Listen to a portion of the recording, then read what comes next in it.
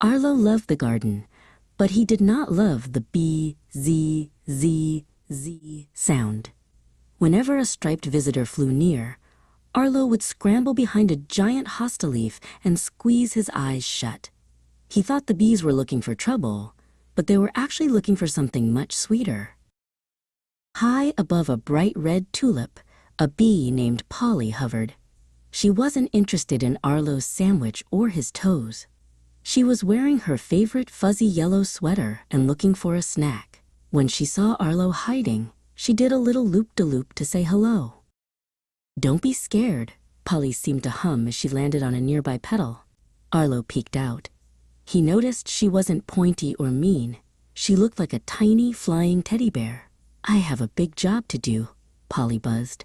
"I'm a gardener, just like you, but I work with my feet." Polly dived headfirst into the center of the tulip. When she wiggled back out, she was covered in bright yellow dust.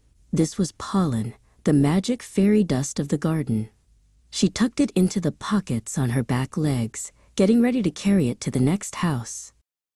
Arlo followed Polly as she danced from the tulip to a daisy. "Why do you carry that dust?" Arlo asked. Polly buzzed happily. "This dust helps the flowers make seeds. Without me moving it from friend to friend, the garden would be very quiet and very bare." Polly led Arlo to the vegetable patch.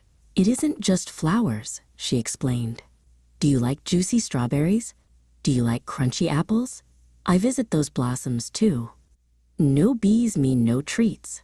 Arlo looked at the green berries on the vine and realized Polly was a hero in a striped suit. Arlo decided he wanted to help his new friend. He found a small trowel and a packet of sunflower seeds. While Polly watched from a nearby leaf, Arlo carefully tucked a seed into the soft clay soil. "A snack for later," Arlo cheered. The sun began to set, turning the clay sky a warm shade of orange. Polly was tired after a long day of flying. She stopped to take a tiny sip of water from a dewdrop on a leaf. She looked back at Arlo and gave her wings a gentle flutter of thanks. Arlo stood in the middle of his garden and didn't feel like hiding at all. He listened to the B-Z-Z-Z-Z-Z and thought it sounded like a happy song.